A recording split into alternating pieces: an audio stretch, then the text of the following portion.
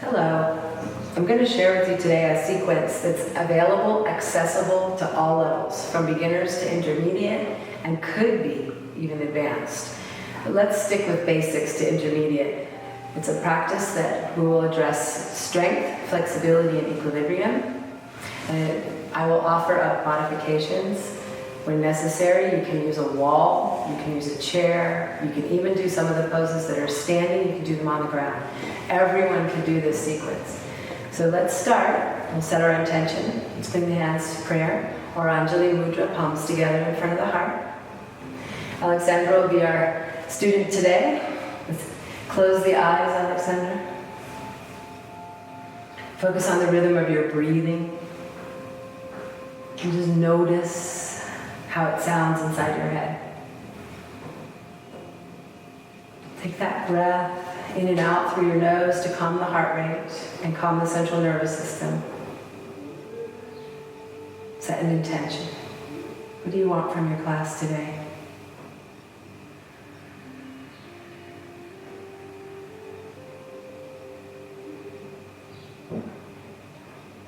Let's carry that intention throughout this next 75 minutes. It's your time for you. Leave the outside world outside. Opening the eyes slowly to your fingertips. We'll start in mountain pose with an Anjali Mudra. Interlacing the fingers to prevent arthritis in your hands. Let's glue the knuckles to the chin. Keep the knuckles and chin in contact, and as you inhale, anchor down in the legs, rise up in the torso, bring the elbows out and up, but dig your chin down into your fingers. On the exhale, open your mouth. Release the neck back, drop the head back, close the elbows, and empty the lungs completely. Inhaling, the chin comes down, the elbows reach out and up, lift the ribs away from the hips. Keep that lift. Exhale, rock the head back, look back, palms, forearms, elbows come together. Inhaling to that empty space you've created, fill the lungs from the bottom to the top. Full, full, full. You're so full that as you open your mouth, rock the head back, the air flows out with a nice breathy ah sound. Inhaling to that empty space you created in the lungs. Fill from the bottom to the top. Exhale. Empty all the stale air out, every last bit. So empty you've created a vacuum space at the bottom of the lungs. Inhale to that space, fill it up, increasing lung capacity each time. And then exhale, rock the head back, look back, elbows touch. Inhale and drop the chin, elbows reach out and up. Exhale, let the head go back, open the mouth. Let's do two more. Inhaling, open the back of the throat. Good, fill up the lungs. Exhaling, open the mouth, let it out. Nice breathy ah sound. One more time. Inhaling, chin down, elbows lift up, increasing lung capacity with each inhale. Exhale, out. You have to get rid of what doesn't serve you. Let go of the stale air. It's done. Then just bring your arms down to your sides to mountain pose, palms forward. Collect some energy, and for the rest of the class, breathe in and out through your nose. If we breathe through the mouth, we tend to lose heat, and we're trying to heat the body from the inside out. We tend to lose energy, so we want to keep the mouth closed, breathe in and out through the nose. So let's take a step forward to the front of the mat. We'll start with a classic warm-up, sequence of poses, sun salutations, Surya Namaskar. Inhale, reaching the arms overhead, please. Join the palms. Exhale, fold the body forward, swan dive, arms reaching out, softly bent knees, protect the lower back, let your head fall down below the knees. And then inhale, take your hands to your shins, look forward, tabletop. Exhale, dropping the head again. Drop the hands down to the mat on the side of your feet. Step the right leg back, inhaling. Exhaling, leveling the hips left to right. The tendency is this left hip pops up so it would look like this. If you're always looking to drop, down, push back, and lift up on the right side. Left hip goes down and back, right hip goes up and forward. Go ahead and take the left leg back to plank, keeping the hips, knees, and feet in a straight line so your feet are hip width apart. Stacking the shoulders, elbows, and wrist fingers spread wide. Eventually you find a jar feeling, opening the rim of the palm outward from the center line. You can do chaturanga, it's a push-up with the elbows in from your toes or also from your knees. You can try either one, Alexander, whatever feels good. But the most important thing is that your shoulders never go lower than your elbows. So you can drop your hips, your legs onto the ground, press down through the legs, lengthen the torso forward. And as you get longer in the front body, you may come to an up dog, straightening the arms. If you feel any compression in your low back, stay in cobra. Safer. Get this extension in the front of the body to allow you to straighten your arms, not forcing your body upward by pushing with the arms. Go ahead and tuck your toes under. Squeeze your abs, and it's as if, and I'm going to do this, someone's pulling you back. You're pulling your hips back with the strength of your quadriceps and the strength of your abdominals, but not pushing against the mat with your arms to push your body weight back. It's lifting up through the abs and the quads, getting this crease in the hips to deepen right here. Go ahead and take your right leg back and up. Keep the foot flexed at first. So the tendency is the hip rolls out. Keep this dropping down. Press back through the heel to my hand. Yeah. Keep the foot flexed to keep this honest. Keep the hips level. Weights distributed evenly on both hands, and you're getting a really deep stretch in that left hamstring. Now go ahead and point the toe. Roll the hip open if you like. A totally different pose. Now you're getting a lot of extension here, stretching the quadricep. Go ahead and bring that knee to your nose. Round and curl your spine a lot. Step forward. Tracking of the knee is always over the big toe and lined up from the side of the ankle. Pressing back into the right hip. Good. Leading the left hip forward to level out. So you have a little tabletop right here. On the other side, bring your left knee to your nose and really pop your hips up high. Squeeze round and curl to step through. Come halfway up, hands on the shins. Exhale, lower down, drop the head. Preparing to come all the way up, extend your arms forward, palms together, abs engaged, softly bent knees, protect your lower back. Come all the way up, reach out, drop your hands to your heart. Take a pause moment, take a few breaths. The pauses don't last long, but they are very important. We work through the pose, giving it all we've got, and then pause. Let go of judgment, expectations. You're done with that pose, don't think about it again. Till tomorrow. Then we move on. Let's begin with the fingers. Interlace the fingers. Find your Kali Mudra again. Release the index fingers, squash your thumbs. Squeeze your buttocks, knees, heels, and toes together really tight. So make your legs one solid piece. And then on the inhale, reach the arms up, biceps glued to the ears, elbows locked. On the exhale, move your hips to the right. Moving your hips to the right, you see all the weight shifting into the right foot. Pushing that right hip to the right, lifting up and over. But if there was a big beach ball here, and keeping space between the rib and the hip. Shoulders are stacked up, one on top of the other. Hips stay parallel to the front of the mat. And then inhale, return to the top or the other side. Exhale, move the hips to the left side.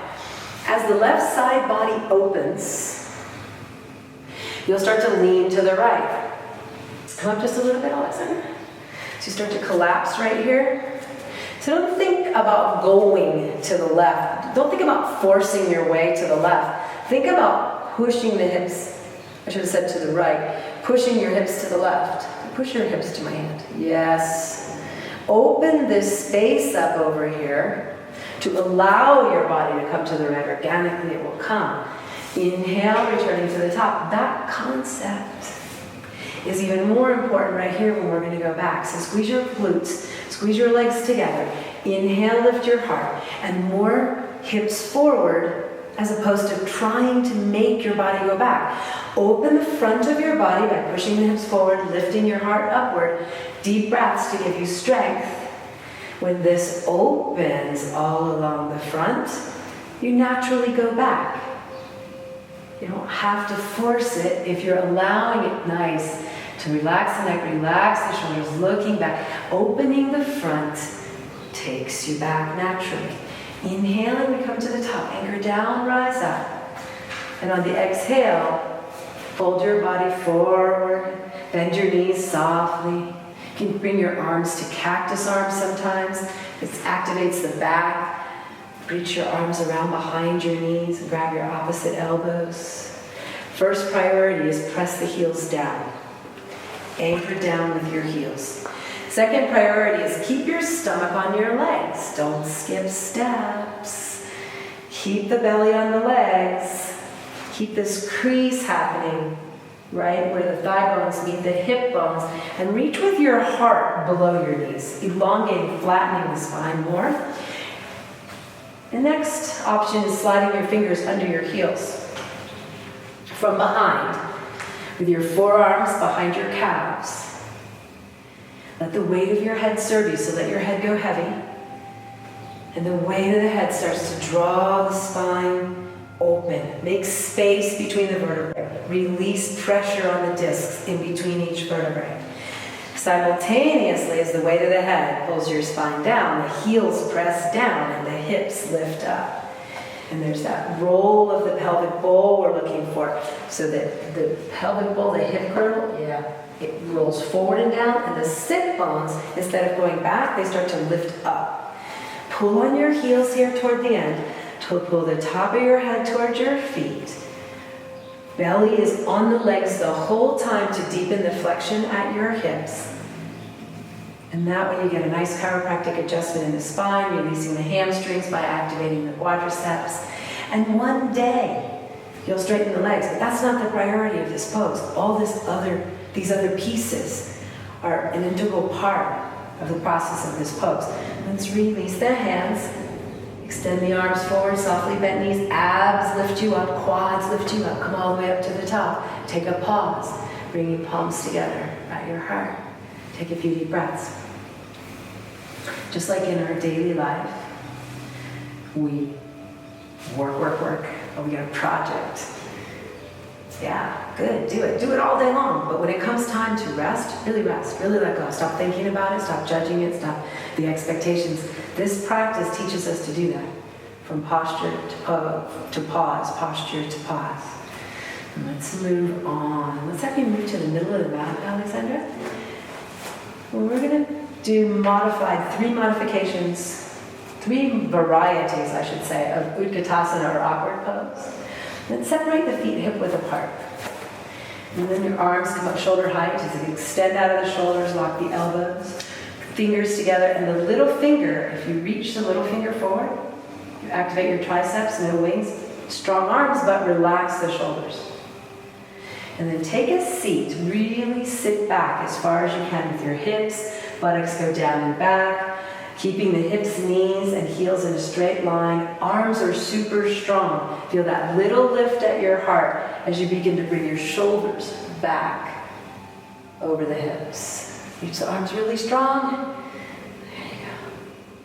Coming down a little bit more at the end, shoulders back a little bit more at the end. As you come up, press the heels down. Keep your arms strong. Keep coming up, keeping the arms strong. Let's go to the toes. Raise all the way up onto your toes, please. Stay as high up as you can. Imagine there's a cord at the top of your head lifting you up. Arms are strong. Sliding your spine down an imaginary wall. Think knees lift, heels lift, arms are strong. Knees higher, heels higher, arms are stronger. Feel the lift in your spine, the focus, breathe. Going down to a spot just before the quadriceps come parallel to the ground. So stay there and focus, lift the heels, lift the knees, lift the spine. Excellent. Come on back up. Keeping the arms there, they're getting stronger. Holding the arms, keeping the feet where they are, lower the heels. Bring the knees together. As you bring the knees together, squeeze your inner thighs. And as the inner thighs are activated, the outer thighs start to release, relax, preparing us for the next pose. And you slowly lower down, spine slides down, an imaginary wall again. Squeeze the knees, squeeze the inner thighs, arms are really strong. Heels roll up gently, slowly. If you have knee issues, you can go halfway. I do. I only go halfway. If you can go all the way down, that feels comfortable and delicious, yet challenging. You can come down to the buttocks, hit the heels, and then lift off the heels a little bit.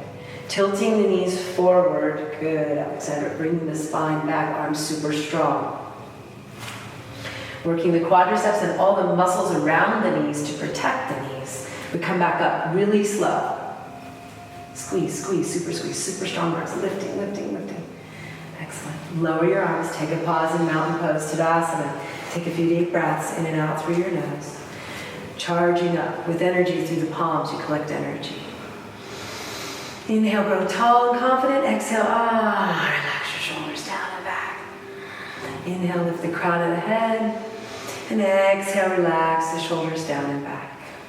And just three deep breaths. In a short amount of time, you recharge, re-energize. Prepare for the next pose. One posture leads us into the other. Let's do eagle pose, Garudasana. So sweeping your arms up overhead. This is a big exaggeration, but it feels really good.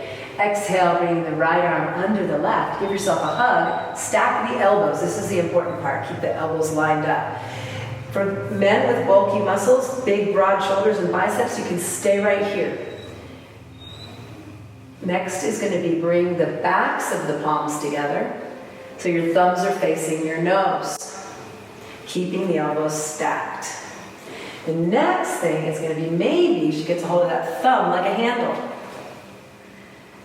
And next in line is creeping the fingers up the palm to maybe interlacing the fingers. All of these are step by step, day by day, month by month, little by little, year by year, releasing through the shoulders, the elbows, and the wrists. We're going to work to release tension in the 12 major joints of the body in this pose. As you prepare to sit down, but really stick your bum out towards the back of the mat. And the further back you sit with the bum, the more you want to lift the heart up and forward. And as you lift the heart up and forward and find your opposite opposing forces, the right leg can rise and lift it over the left leg.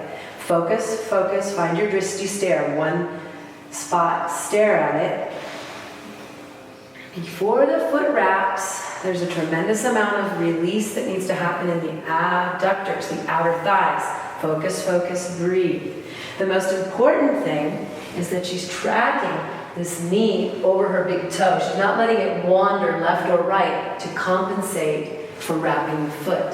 The foot will wrap when she squeezes the inner thighs so much that the outer thighs finally release, relax. Focus, focus, breathe. Do your opposite opposing forces. Tailbone down and back, heart forward and up.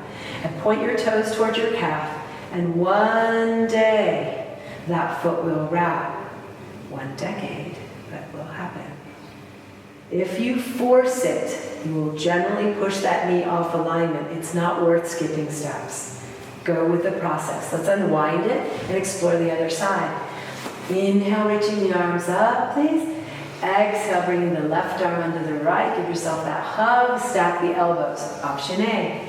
Take the backs of the hands together. Option B. Grab the thumb. Option C. There's something for everyone. You can use straps and towels as well. If you can't quite get your thumb, you can stick a strap in there or a towel and choke your way up to getting closer to the thumb. Eventually creeping the fingers up the palm toward interlacing the fingers. In this side, she's a little tighter, so you notice the shoulders going up and she's not really getting her fingers interlaced. It's fine. We're always different from one side to the other. Let's take a seat. With the knees together, feet together, bum goes back as far as possible. Leaning forward in the beginning, moving the hips far back. More lift from the heart and sternum. You can bring your left leg over the right. Focus forward. Leveling the shoulders eventually, lining up the wrists and elbows down the center of the body. Go slow, take your time. Breathe into the tension in the shoulders, elbows, wrists, and then we go to the hips. Breathe into the tension in the hips, the knees, eventually the ankles. The first things first, this bottom knee, this standing knee, track it over the big toe. Sit back so that if you did look down, you could see your toes. Focus, focus, breathe. Reach the heart forward and up. And you begin to level the hips, pointing the toe toward the calf. Squeeze your inner thighs a lot. Like scissor squeeze them. Yes. There we go. And release it. Unwind it. Take a pause in your moment. Many times you see people this setup, and then you hear the teacher say, wrap the foot. They go, okay. But they push this knee off to wrap the foot. Not worth it. Stay here. Allow the process to release the tension in the outside of the hips. It will come with time. Let's go to more balancing poses. Let's start with the right hand on the right hip. Bring the right leg up, scoop it with your free hand. Make a scoop out of that hand. Anchor down in the left leg from your hip to your knee to your heel. Squeeze your left glute. And then rising up from your heart to the crown of your head, reach your right hand to half prayer. Reach it all the way up to the sky and find your anchor down, rise up, opposite opposing forces. And then start to roll that shoulder back, reach back, palm out, thumb up like hitchhiking. Open the hand like jazz hands. This time the fingers go wide, active. And as that right shoulder reaches back, allow the left one to come forward and twist the thoracic vertebrae or your ribs, the vertebrae connected to your ribs. Super slow the twist comes. Really anchor down in that left leg as your priority. Right foot's flexed. As you begin to twist, you can walk that hand down the shin little by little, inch by inch, day by day. Keep your focus. Keep your focus, and the standing leg is stable to eventually hold the outside edge of the foot. Maybe yes, maybe no. Anchor down, rise up. If you get the foot, reach back, kick forward simultaneously. Hug the midline, squeeze your inner thighs together. Anchor down in the left leg, rise up in the top of the head, and in that twist, kick forward, reach back, really slow. You can look back. This is the hardest part. Now you can weave your way down this path with me, and when it becomes too difficult or you're falling out of it, get back into it. But come with me, it's like I'm an auctioneer. I'm going to auction off the next move. If it feels good, do it. If it doesn't, don't. Okay, let's go to the other side. Left hand on the left hip, please. Second side, sorry. Left side, other side. Parivrita, Parangustasana, or Dancing Shiva. Left leg comes up, scoop it, anchor down in the right leg, rise up in the torso. Bring your left hand to half prayer. Reach it up. Keep that right leg really anchoring to the earth and the left arm reaching up. Anchor down, rise up. Reach the left arm back, roll it open. Start to twist your thoracic vertebrae again, keeping the hip, knee and heel in a straight line. Don't let them curve around. That's avoiding going around, skipping steps. As you twist to the left, you begin to walk the hand down the shin until you hold the outside edge of the foot. If you get the foot, you kick. If you don't get the foot, you don't kick. It's okay if you don't get the foot. It's okay if you hold the knee the whole time. Wherever this process takes you, where you can hold it, feel comfortable, and breathe. Super slow looking back. And super slow looking front. Check your hip, your knee, your heels still in a straight line, and then release it. Take a pause to mountain pose. 2 deep breaths. Remember, step by step. I'm offering from the ground up, from the most basic to intermediate options. You don't have to go farther than feels good to you. Listen to your body. Allow this to become your very own personal practice.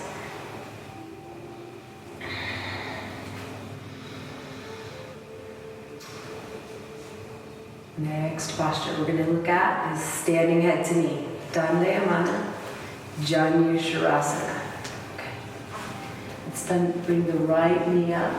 Interlace the fingers, hold the knee in the hand, flex the toes up. Anchor down in that standing leg. It's got to be rock solid. The arch is lifting, and zip it up all the way up to the inner thigh like you have a zipper. Press down on the gas with your left big toe mount. Pin the ankle in as you lift the arch up, so it's stable in the middle.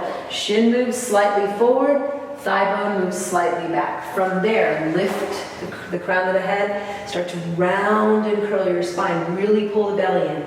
Reach down inch by inch, day by day, until you hold the ball of the foot. This may take 10 years to go from your knee to your ankle. That's okay. If you're struggling with the balance, you can lean your left leg against a wall. Keep your abs really solid, Alexander. Squeeze those abs to keep the knee at waist level. Rounding and curling the spine is the key to getting the grip on the ball of the foot. Check in with your standing leg. Focus, focus, breathe. Focus, focus, breathe. And from here, if you're ready, you can kick the upper leg out. Only if you get the foot. If you get the foot, you kick. If you don't get the foot, don't kick. It's okay. Kick, kick, kick, and then release it back. Take a pause with the right leg down. Let's go to the other side. Let's bring interlaced fingers together, prevent arthritis in the hands. Left leg up. You use your abdominal crane to lift your knee up. Once the knee falls into the hands, you keep it there by keeping the abs engaged. There's the tendency to do things like this kind of stuff to hold the leg up. Use your abs, anchor down with the quadricep, down through the heel. And you rise up with the torso, get as long as you possibly can, as tall as you possibly can. And then it's squeeze the abdominals round and curl like a mad cat. Slide the grip down. Focus, breathe, find your drishti, find your stability in that right leg. Feel anchoring strong in the right leg. Feel abdominal squeezing really tight. Keeping this upper knee at waist level, not lower, not higher, to protect your back. When you get the grip, all 10 fingers below the toes, focus, breathe, standing leg strong and stable, abs hold the knee up, go ahead and kick from there. And again, if you don't get the foot, don't kick. Hold the knee, improve your balance, focus, kicking from the hip through the heel. If you're struggling with the balance, you can lean your right leg against the wall. This is ab strength to hold that knee up, quad strength to keep that leg stable, and then release it. Take a pause. In that rounding and curling action, what we get is a tremendous release in the lower back. So whenever you have the opportunity to round and curl like a mad cat, really squeeze, round and curl. When you squeeze the abs, you release the lower back. And that's how you hold that leg up. So your arms are not struggling, pulling, fighting with. You also need this deep flexion in the hip. Ready to move on? Good little rest. Let's go to the back of the mat. Let's have you step all the way to the back. You're going to step forward on the right foot, reach the right arm up. Anchor down in the right leg, reach the right arm up. This is your strength and your length and your stability. Standing bow, Dandayamana, Dhanurasana. Open the right shoulder, reach it back. Roll it back. The other shoulder, I said the right shoulder, didn't I? Left arm, sorry. Left arm goes back, palm out, thumb back like hitchhiking. You're going to hold your foot from the inside. Pause. Bring the knees together. First things first is anchor down on the right leg, reach up from the ribs, away from the hip, up through the right arm. Your right arm's like an arrow shooting out of a bow. This is a bow and an arrow. On the left side, relax the left shoulder. Relax that left hip extensor, stretching the left quadricep. With a strong right side, begin to reach forward and kick back, 50-50. Keep your eyes beyond your fingertips. Keep your fingertips a little higher than your right shoulder. Focus, pause right there. Don't go down any farther. Stay right there. Breathing. You can see her left shoulder disappears behind the right one. Right arm really strong. Right leg really strong. Focus straight ahead. Now begin to reach and kick as much as you can. The toes will start to come out of the top of the head. Reach and kick. Reach and kick, reach and kick, comes out of the top of the head, and hopefully the toes come up straight over the heel. They're not turning to the side. So if you have a mirror to check that, it's a good idea. Let's go to the other side. Let's see how it feels on the other side. Each side is going to be different. So you want to come to the back of the mat again. Take a step forward on the left foot, reach the left arm up, and get this long, strong left side. Reaching back for the right foot, palm out. Thumb back like hitchhiking. You got to get that shoulder to relax. Take a deep breath in and get strong on the left side. Exhale, relax the right shoulder, relax the right hip, stretch that right quadricep. Focusing forward. Take a deep breath in. Strength. On the exhale, release the shoulder back, kick. Deep breath in, reach. Exhale, release, relax on the opposite side. The stronger you make your left side, the more your right side will trust you, it will release, it will relax. The shoulder will disappear right behind left. The knee will begin to disappear as you reach forward and kick back, 50-50. Reach and kick. Relax that right shoulder every exhale.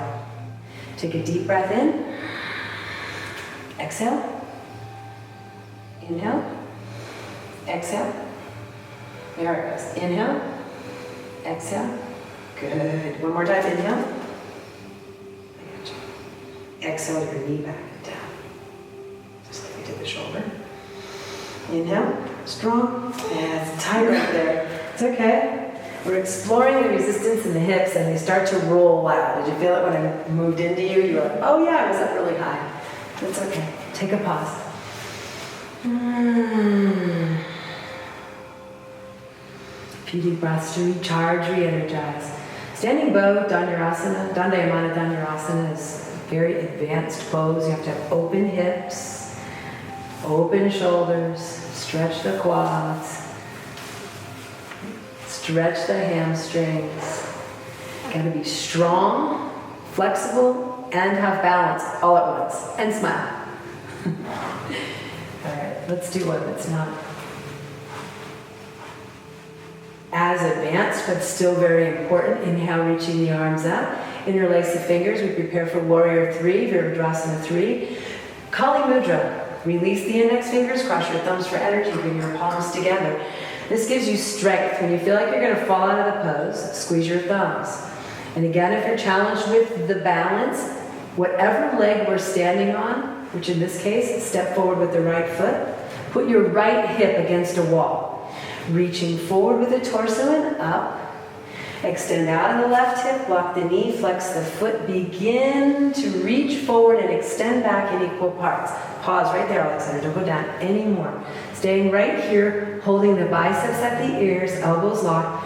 Reach and pull your arms forward, there you go, your heart forward. Get the ribs away from the hips and keep this hip down, don't let it roll out. Keep the left hip down, even with the right hip, and you can point your toe at the end, reach forward, extend back in opposite directions. Coming back up. Stepping forward on the left foot, we go to the other side. Take a big step forward, really reach with your heart, and be honest with your hips. That's it. Keep the hip points facing the front edge of the mat. No matter how tricky it gets, as you come down, keep that right hip down. Not compensating, not skipping steps. Keep the biceps glued to the ears. Even if this is as far as you can go, this is beautiful. Extend out of the shoulders, lock the elbows, pull your arms forward. Allow your heart to come farther forward. Right leg's going back. It's like you're a rope in a tug of war, extending and lengthening in opposite directions. Come on back up. Bring your arms down, hands to your heart. Take a few deep breaths. Recharge, re-energize. So these are warm-up poses. We're just getting warmed up. Peak poses. We get into these balancing poses. We're going to flow a little bit towards the end here. The end of the standing poses. If you will, Alexander, come to the right side of the mat there, facing front, exactly like that. You're going to take your arms up overhead and take a big step out to the left. Big step. Arms come down parallel to the ground. Your feet, the edges of your feet, parallel to the front and back of the mat. Your hip points are parallel to the edge of the long edge of the mat. Let's pick up the right toes. Pivot on the right heel. The tendency is this left hip wants to go with that foot. Don't let it. So try and keep your hips facing the front of the mat, the long edge of the mat. As your hips release, right here, this external rotation this way and this way, you'll be able to soften down through the hips and bend the knee slightly. Good. Keeping the shoulders over the hips. Make sure there's no arch in your back. Drop your coccyx neutral. It does not matter how much you bend the right knee. What matters is that you're getting this external rotation. If someone grabbed that left thigh and rotated it out to the left and back, and grabbed your right thigh and rotated it out to the right and up, and you're in Warrior 2. Looking over your right fingertips, you look into the future. The left arm reaching back and leaving the past behind, and the heart center in the middle is where we live in the present moment. Breathing, focusing. Warriors are solid, confident, This pose marks your place on planet Earth. From here, we're going to flow into Trikonasana, or triangle, a bent leg triangle. So if you will, reach your right arm to the right, reach your torso to the right. Imagine I'm pulling you by your ears, and take the right elbow on top at first with the knee. Reach the left arm up and stack like a windmill. Stacking the left arm on top of the right arm in line with the right knee, in line with the right shin. Good adjustment, Alexandra. The knee tends to wander. It'll waver in and out. It'll want to go forward and back. You manage it. As you lift the left arm up, imagine you're going to touch my hand. Bring the right elbow inside the knee and gently push against it. What you should see is a long diagonal line going up the left leg, up the spine, out the top of the head. And a small triangle right here underneath her, on top of her right thigh. Come on back up to the center. Let's close the right toes in. Pivot on the left heel. And see what happens on this side. You can put your right hand on your right hip here. Notice on this side it's a lot more forward than the other side was. Yeah. Coming down through the hips. When you come down, be precise with where your hip points are. They tend to roll, so she's much tighter on this side. So let's have you lift up some. Don't come down as much. Just wiggle there. Bring this rib this way. Yeah. Crown and head lifting. Drop your tailbone down and under a little bit. Yeah. As you squeeze your glutes together here. If you squeeze your glutes together, it will allow these to release. The hip externally rotating. Go ahead and reach your right arm right. Heels are lined up either heel to heel or left heel to the back arch. Two options, not random. Shoulders are over the hips, arms are reaching really wide. Crown of the head's lifting. As you look over the left fingertips, imagine someone's pulling you to the right and the person on the right is winning. So you don't want to lean. Warriors don't lean. Your shoulders are stacked up over your hips. And let's turn warrior into bent leg triangle. So reach to the left with your left arm and your torso follows as if, I was actually going to do this. I'm going to pull you by your ears, so look forward. Reach to the left, drop your left elbow on top of your left knee. And it's as if I'm pulling her by her ears to get her neck longer. So it doesn't get all inside like a turtle. Lifting the right arm up. We get some space between the shoulder and the ear. Left arm down, softening. And the arm can come inside the knee and gently push against it. So, do you notice on this side she doesn't go down as low? That's honoring her path. She's tighter on this side. So staying up higher, but still getting the long diagonal line up the right leg, through the spine, up the top of the head. Look up towards your hand at the end. Eventually, when you get your neck long enough, your chin will touch your shoulder. And this triangular shape right here, it shouldn't have any curves. There are no curves in a triangle, so there should not be any curves in your whole body. Come on back up to the center.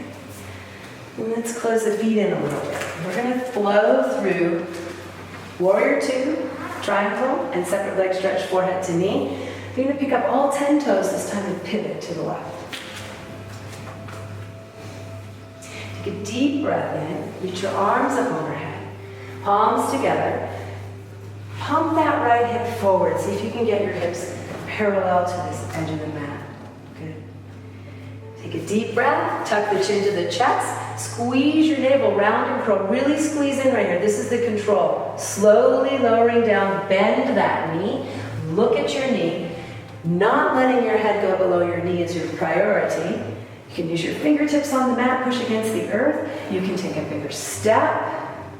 You can bend that left knee more to get the forehead to touch. You can use blocks to put your hands on top of. You can also come to a place where you just have your hands on your knee. And you eventually get the forehead and the knee in contact, and you activate your pituitary gland. But the whole time, if your chin is pinned on your throat, you're activating your thyroid, balancing and activating the thyroid, boosting your immune system. Big one today. We also speed up the metabolism, so it gives you more energy.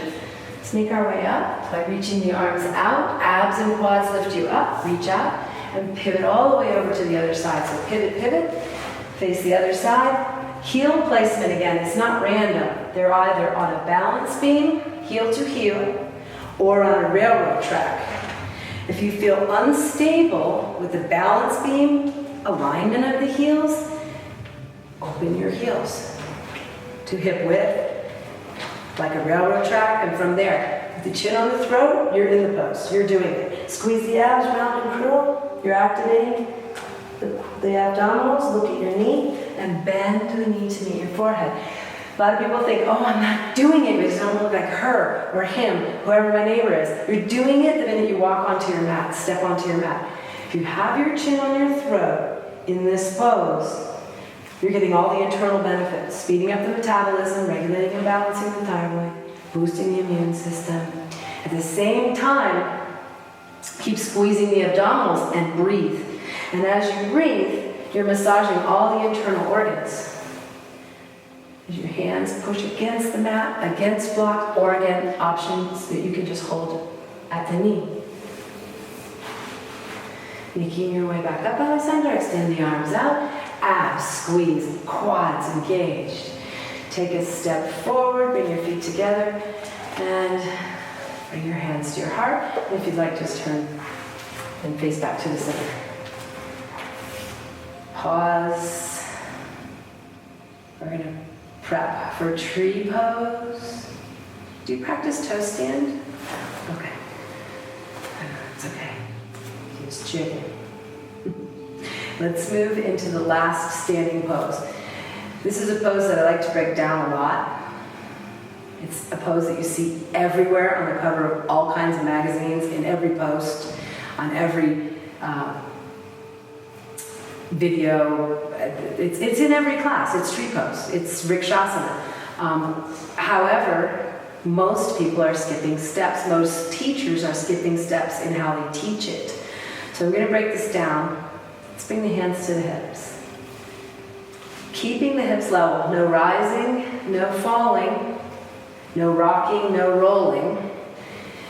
Squeeze the left glute, anchor down in the left leg, and make it your business to keep your left hip over the knee, over the ankle. Your shoulders are level, they're not moving. Nothing's going to move except bend your right knee slightly forward.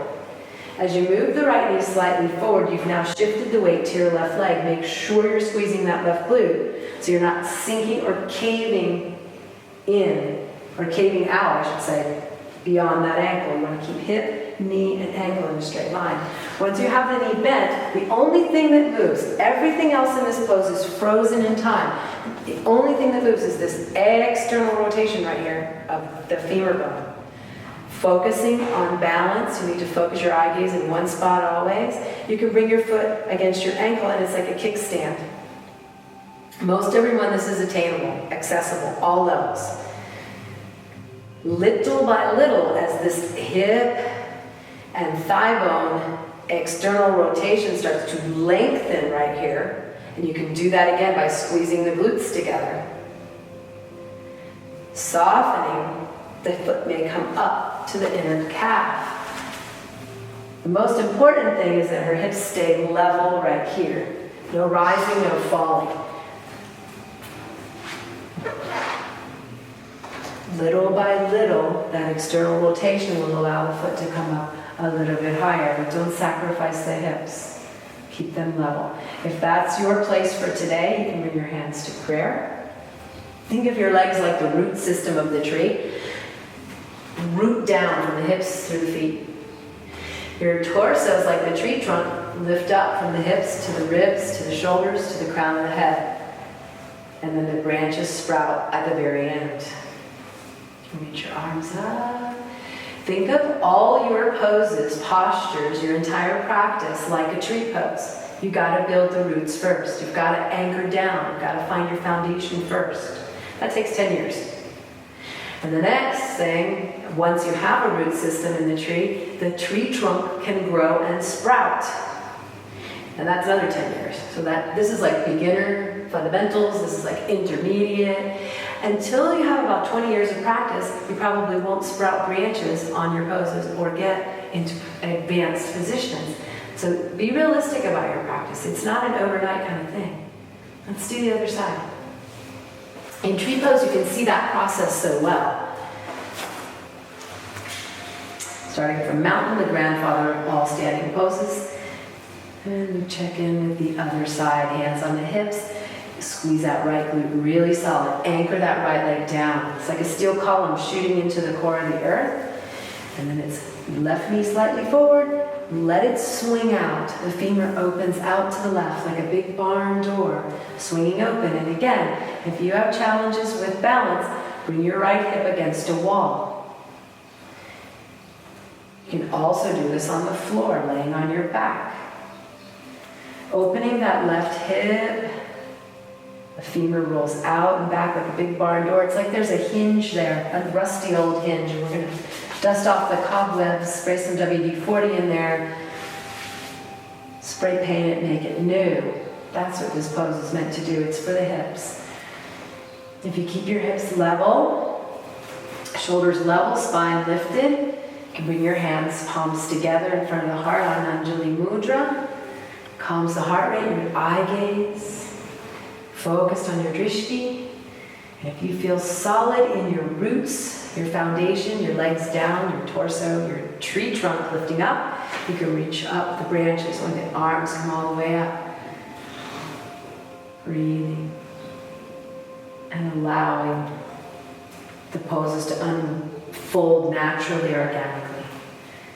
And let's bring the hands back down to Anjali Mudra. Bring the left leg down. Take a pause, a few deep breaths. We're going to go down onto the mat for floor poses. You ready for floor poses? Take a rest. Let's have you go head that way and feet this way, okay? On the floor. Yeah. Relaxing on your back. Take a shavasana with your arms at your sides, palms up. Also, not just randomly laying on the ground. It's a pose, it's a posture. It's actually one of the most difficult postures to master. If there's such thing as mastering a pose, this is the most difficult pose to master. You don't see this posted on every social media, on the front of every magazine. You have to look pretty spectacular, circus-like to get those merits to be on the fronts of magazines and in posts. However, this pose, the most challenging posture to master. So, what's so challenging about it? Well, you lay on the ground. That's pretty simple. With your arms at your sides, palms up. In the beginning, a lot of people have problems with externally rotating the shoulders. And you get that part after a while. And your shoulders are relaxed on the mat. You might even hug with your wings, I call them. Your shoulder blades hug the earth. So you open your heart more. Open the heart, bring joy into your life. You spread out the collarbones away from the sternum. You relax the neck back so you're not holding any weight in your neck. And then from the hips, the knees, the heels eventually come together. And as the heels are together, you can let your toes go out naturally so that the hips are relaxed. That's the physical part. So you stop fidgeting around, tapping your toes, scratching your head. You finally can lay still for 20 seconds. The challenging part is at the end, we'll do this right now, we're not going to go into a full shavasana, but you would close your eyes and turn off your mind. That's the challenging part. It's called dead man's pose. So the only difference between Alexandra right now and a dead person is she's breathing. Eventually there's no thought, nothing going on in the mind. That's what makes this pose the most challenging. So from this place, she's now rested up, but still warm. We want to stay warm even though we're on the floor. Let's bend the right knee and interlace your fingers in the crease of the knee. I used to say grab the knee. Since I have knee issues, I don't say grab the knee anymore. There's no reason to put pressure on the knee. There's no reason to deeper flexion the knee. You get the same result grabbing from behind, and actually you even get a better result. With the right heel and the knee and the shoulder in a straight line, you just breathe in and hold it, and breathe out and bring the knee closer to the body. And breathe in and hold it, and breathe out and bring the knee closer to the body. Simultaneously, the left leg is active, left foot is flexed. You're massaging your ascending colon here. The only muscles working here are the biceps. The shoulders are relaxed, but the biceps are pulling the leg closer towards the body. And then release the right leg down. And we check in on the other side. We're going to balance the body from right to left, from top to bottom, from inside to outside. So we always do both sides. We always do front and back. And if we go back, we always go forward. We check in left heel, left knee, left shoulder in a straight line. Flex your right foot, press the heel away. That right leg is active on the ground. Relax your shoulders back and your biceps do the work. And then release the left leg. Let's go both legs. Bend both legs up and in. Give yourself a big hug. You can do behind the knees or over the knees, whatever feels most comfortable for you. But the most important thing here is that your low back is pressing down on the ground. There you go. We tend to bring the knees very far forward, and the bum pops up off the mat, and there's space here that I can put my foot under. Press down the lower back. There you go. Shoulders are relaxed, biceps are doing the work, and your whole spine is flat on the ground, every vertebrae, from the sacrum to the middle back, to the upper back, to the back of the neck. Even though it doesn't touch the ground, you're gently moving it toward the ground, bringing the chin toward the chest. This works transverse colon, large intestine, small intestine. Go ahead and keep the legs straight up and lower the legs slowly with control, bringing your arms to your sides, palms down, and lower the legs. You can point the toes and then flex pause. And then point the toes lower and then flex pause. You get different parts of the abdominals. Point the toes lower, flex pause. Keep going. Point the toes lower, flex pause. As long as your low back is on the ground, you can keep going down. Point the toes lower, flex hold. If you get to the bottom and you're real strong, you can flutter kick like swimming, or you can scissor kick. And then relax the legs all the way down. With your arms at your sides, palms up, take a Shavasana. And they don't last very long, about 10 seconds. And then we'll go on to the next posture. Okay, now that we have taken a moment of Shavasana, let's prepare for a Pilates roll-up. You're going to bend the knees with your feet on the ground. Extend your arms straight up from your shoulders. Here's a little trick. Move your heels all the way in to touch your bum. You're not going to keep them there. It's kind of challenging to keep them there. But as you pull them in, notice that your lower back pressed down into the earth. Keep that. If you can keep that lower back pressing into the earth, start moving your feet out again. So you can move your heels away from your bum, but keep that lower back down. That's your root down in this position. It's a Kapalbhati breath. It's blowing forcefully outward and squeezing your abdominals in. Imagine that you have a board from your left shoulder to your right, and then another one that connects to that board to the back of your head like a T. And with that T, you can't round your shoulders or throw your head forward.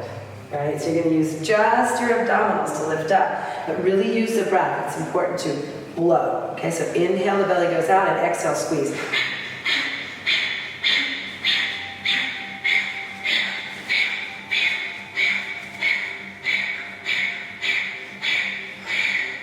Eventually you come all the way up, but this is the part that you got to have feet down, that root down. When I stood on her feet, it was easier to come up, right? So that's how important that root down part is. Right? Let's have you roll over on your belly and face this side of the mat. I'm going to turn you into a snake. So squeeze your buttocks, knees, heels and toes together really tight. Squeeze the feet together and press the feet down onto the ground.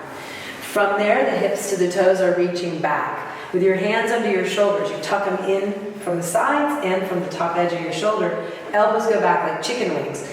With your chin on the mat, start with your chin on the mat and really find the opposite opposing forces at work. Extending legs back, torso forward. Inhale, begin to lift the torso, lift the chin, reach the heart through the doorway of your shoulders. You can keep your hands on the mat at first, keep your feet down at first, and as you lengthen more, getting the posterior chain active here, the muscles from the heels to the back of the neck, lift the hands at the end.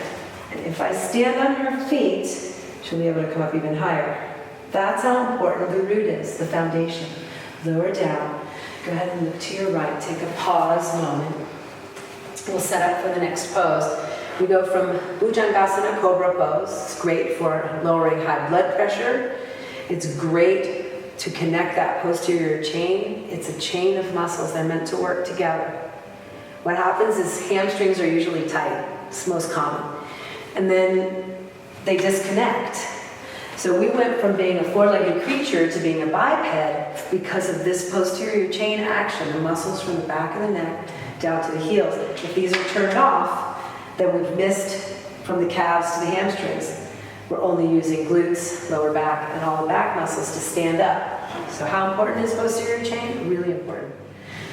So I do a series of poses 3 in a row for this posterior chain. Let's go on. Palms down for locust, Salavasana. Inch by inch, you wiggle your fingers under your body. That may take some time. You may feel a lot of pain in your wrists, your forearms, your elbows. That's your body screaming for help, saying, hey, hello, I have some imbalance here. Let's look into it. As you bring your arms under your body as much as you can, chin forward, torso forward, legs back. Imagine I'm pulling your right leg right out of the hip socket. Extend out of the hip, lock the knee, flex your foot at first. The extension out of the hip is what we're looking for right here. So you want to keep the hip down, don't let it roll out. And extend, lengthen, lift it, point the toe at the end. And then lower down, you'll notice the right leg's longer than the left leg. Extend out of the left hip. Lock the knee, you don't have weight on it, you can lock it. Flex the foot, kick through the heel. That'll keep your hips from rocking and rolling.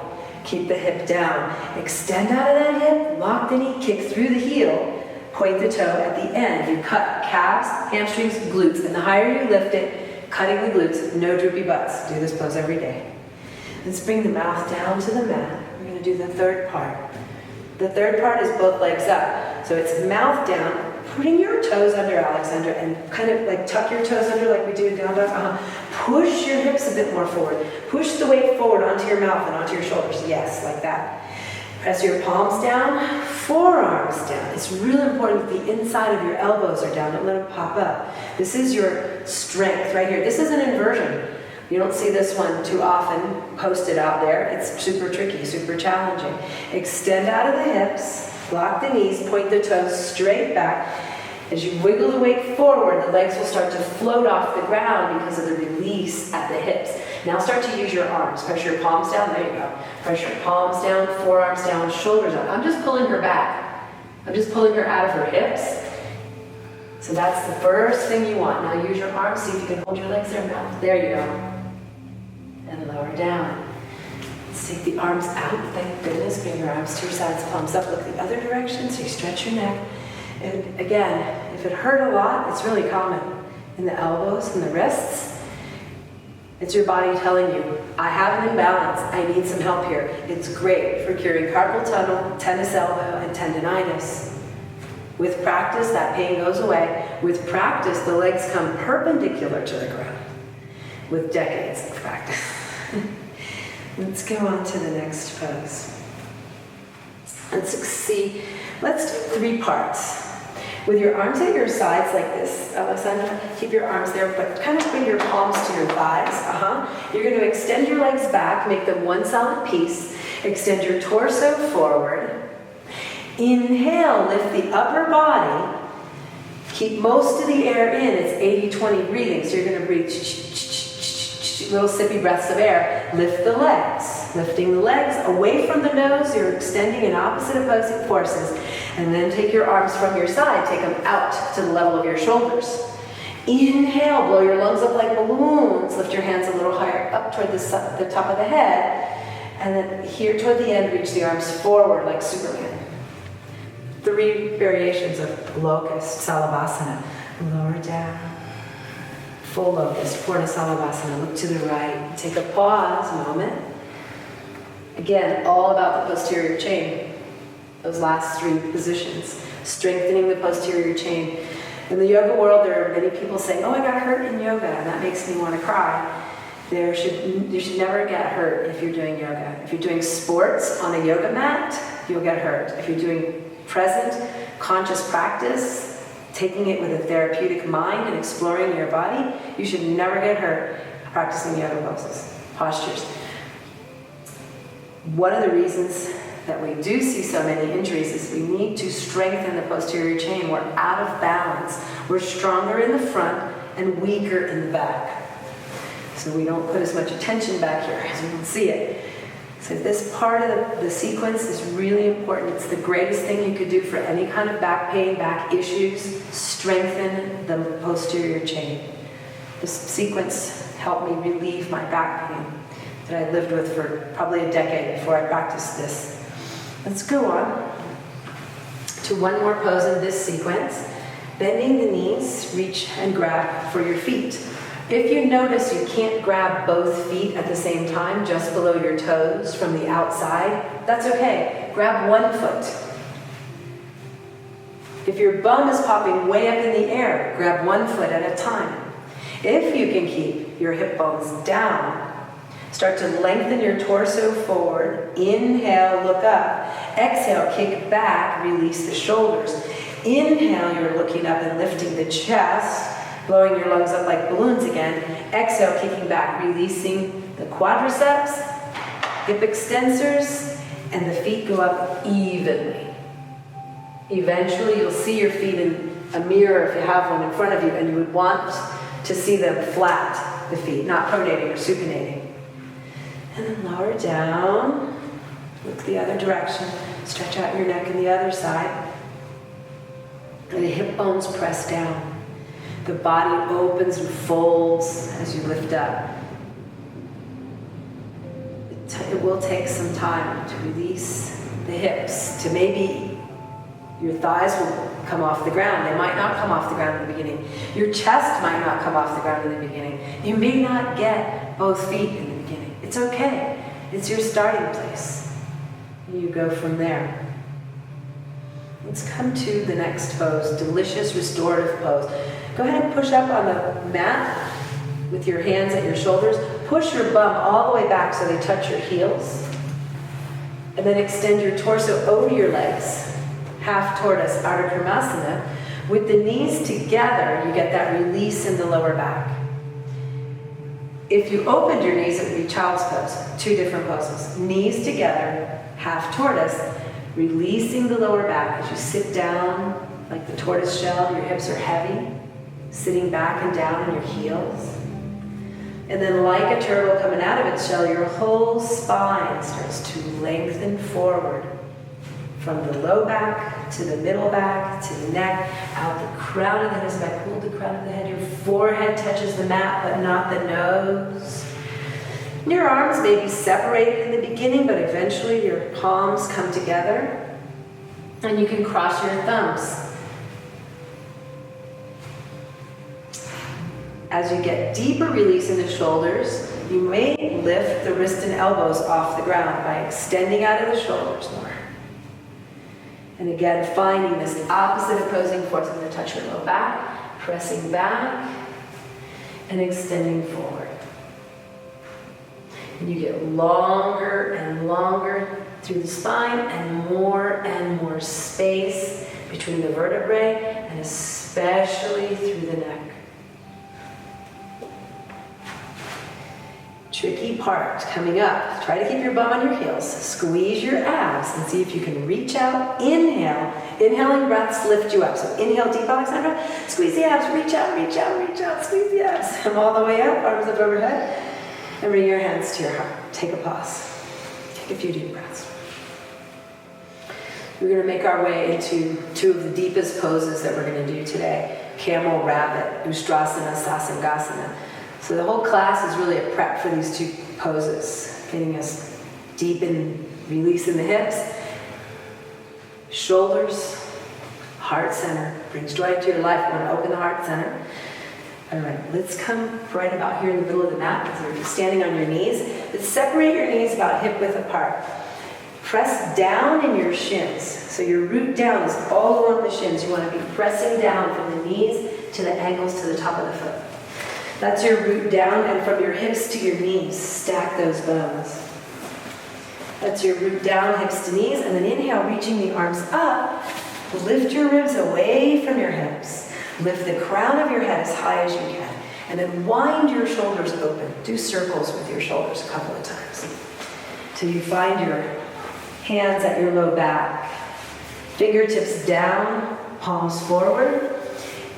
Squeeze your elbows together. It starts to open across your heart center again. Get your middle upper back to bend. We have a kyphotic curve, like a humpback in the upper back, and we're asking you to do a lordotic curve or an arch. As you relax your neck, let your head drop back.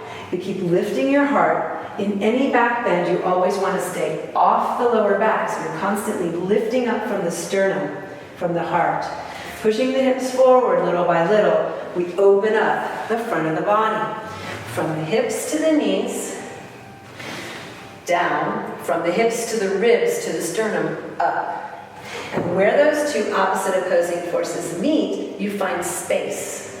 Pushing the hips forward, looking back, squeezing the elbows together, and inch by inch, day by day, you look back behind you until you might see the wall behind you or a person behind you. When you find that place where you can see behind you, drop one hand down. Let's have you come up on your toes. You can also modify, come up on your toes to hold the heel. Roll the shoulder out, roll it out. There you go. Roll it out to hold the heels. Lift the heart. But the key here is not to sink your hips back to get your feet. Keep your hips forward. Don't get your feet. Wait. Wait until you can get the middle and upper back release. The shoulders broad and wide. Where it just comes natural that your foot is there when you drop a hand down. To come back up, you can place one hand on your hip, support your back, other hand on your hip, and go ahead and sit back on your heels for rabbit, Sasangasana. So always after a big back bend, it's real important to forward fold. So cup your heels, make your hand like a spoon. Cup your heels. With the knees together, you're going to start to round forward. So you might bring your chin to your throat and start rounding and curling forward until the top of your head, the crown of your head, touches the mat. Wherever that is, pause and check in. That the weight is still distributed across your shins and your feet, not pushing into the neck. You're anchoring down here. From the knees to the shins to the feet, anchoring down. As the hips lift up, hold your heels very well. Solid grip. And then begin to walk your knees forward towards your forehead, little by little, inch by inch. Wiggle the knees forward. Keep the head touching so it doesn't move away, but you never want to put weight on your head or on your neck. It stays on your knees and on your shins. One day the quadriceps will get perpendicular to the ground, and this is pretty much a beginner to intermediate position. Looking at your knees, not at your stomach. And then inhale, return to the top. Let's come to separate leg stretch. So let's do it from where you are. Let's extend your right leg out so you can see from the side the rounding and curling, and the left leg bends in. But you don't want that foot under. We're going to do separate leg stretch. So take this leg out to the side. Yeah. You want 90 degrees between your knees. It's not a big opening. It's an L from the left knee to the right knee. And your foot's not under your leg. It's outside so that you can press that leg down. Begin to bend your right knee up. Interlace your fingers around the ball of your foot. So this is going to be the tricky part. Bend or flex the toes back. Bend your knee as much as you need to get that grip. That's your starting place. Again, another great pose to notice the process. Bring your forehead to your knee by squeezing your abdominals and round and curl the spine like a mad cat. You're in it. You're doing it.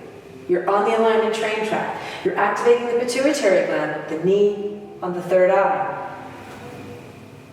Your grip around the ball of the foot. From here, you can exhale, kick the heel out, flex the toes back, keep your forehead on your knee. Don't let it pop up. You don't have to straighten the leg. You will one day, but in the meantime, Keep the rounded spine, keep squeezing the abdominals, keep the forehead on the knee, and this crease, if you can see in the mirror, the crease on her right hip gets deeper and deeper, and it moves back and away as the heel moves forward to the front. Let's change to the other side. So right where you are, just extend the left leg out, right leg bends in, and again, just 90. You want your body square over that left leg and bend it. Bend the knee up as much as you need to. Interlace the fingers at the ball of the foot. Bend the knee more. Make it come with ease. Always enter your poses in a place of ease where you're comfortable with the forehead on the knee. Then you move into a deeper expression. Get the heel out. Flex the toes back toward your nose. So move your toes toward my hand. Yeah. Rounding and curling like a mad cat. And you can see on this side, this karate chop spot at her hip right here. Deepen, and it moves back as the heel moves forward. Activating the quadricep will release the hamstring. But in the meantime, it's not about straightening the leg. Look how much release in her lower back she's getting from squeezing the abs. She's getting external rotation on the right femur. She's getting deeper flexion on the left hip. Release, come on up. One more part, third part. With this, you're going to grab your bum and move out. Move the glutes out of the way. Move the muscular structure out of the way so you're sitting on both sit bones. Bend the knees a lot. And keep a longer, taller spine. No rounding this time. With your peace and love fingers, slide them down between your big toe and your second toe. So flex your toes back towards your nose. Legs are out in front. The body's on the legs. This is going to be the most important part. Keep your stomach on your legs. Maybe you don't straighten your legs. That's okay. What you're looking for in the meantime is that same flexion, deep karate chop spot right here, rolling the pelvic bowl so her sit bones start to come out from under to behind. Lead with your heart. Lift your chest up over your knees. Imagine someone's pulling you forward by the crown of your head and someone's lifting up from your lower back, off your hips. Kicking the heels out, flex the toes back, and you can start to kick, keep your belly on your legs, walk your hips back, kick your heels out, wiggle the hips back, kick the heels out. Little by little, the legs will straighten one decade.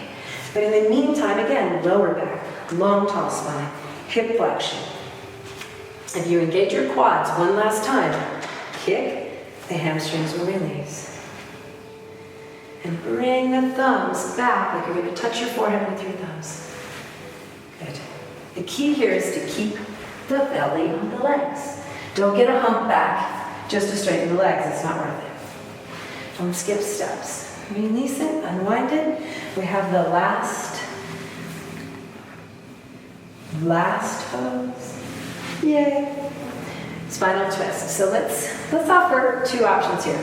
You can keep the left leg straight or bend the left leg under. So let's do the left leg straight first. Bring your right leg over, bend the knee, the heel goes outside the knee, not too far back, maybe here. Yep. Support your spine with your right arm behind you. With your arm really close to your body, sit up really tall. And then take the left arm up to the sky and get even taller. So before you can twist, you need to get a long, tall spine. Don't sink, cave in, collapse. Stay tall.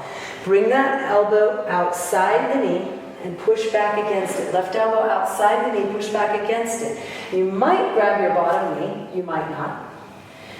You can also take a half prayer arm. But start twisting from your lower abdomen to your ribs, to your chest, to your shoulders, and look all the way around behind you. And then release, come back to the front. Now on this side, we'll offer the bent leg. Take the right leg and bend it under your body. So these are the two options of how you can do this pose. Take your left heel outside the knee, not too far back, yeah. Make sure you're not sitting on this foot. Both sit bones are down into the mat. With your left arm behind you, grow tall. With your right arm, reach up and grow even taller. And then look to the left. Let that arm come down and outside the knee, push back against it to hold your bottom knee. Twist from your lower abdomen first, then your ribs, then your chest, then your shoulders. And if you can keep your spine upright like that, maybe wrap your arm around your waist, palm outward facing. You want to try it? There you go. Lift from the crown of the head, twist all the way around to the left. Good. And release. Let's come to sitting Japanese style. Okay? Facing this way, face the front this way, come to the middle here. Sitting Japanese style, we're going to finish with Kapalbhati blowing with your hands on your knees. It's like blowing out 100 birthday candles way out in front of your mat. So you really got to blow. Every exhale, the belly pulls in. So we'll do 50 short, sharp breaths. So think about 1 inhale and 50 exhales. I'll do it with you. Take a deep breath in, and here we go.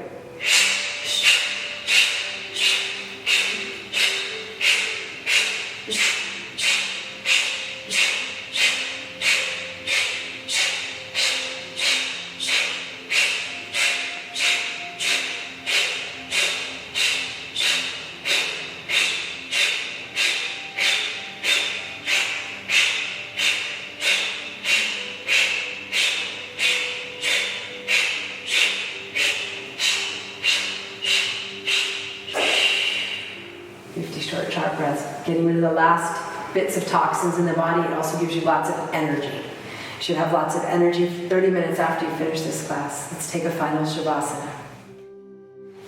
Finishing with final Shavasana, laying on your back, arms at your sides, palms up, you collect energy, close the eyes, go to the rhythm of your breath, and just breathe, releasing, relaxing, and letting go with each exhaling breath. Shavasana is the most important pose we practice at the end of class.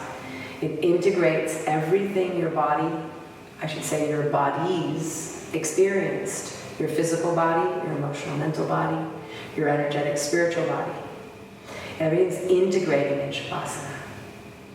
So take the time in Shavasana, at least 1 minute. 5 minutes is great after an hour practice. It's a good amount of time. This asana practice or posture practice, the physical practice of Hatha yoga, sets us up for the practice of dhyana or meditation.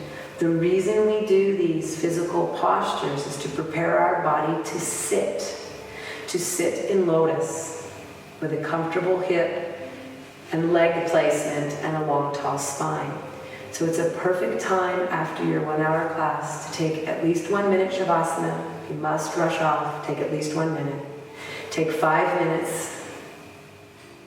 And if you have more time, stay here on your mat and melt right in to your dhyana practice, your meditation practice.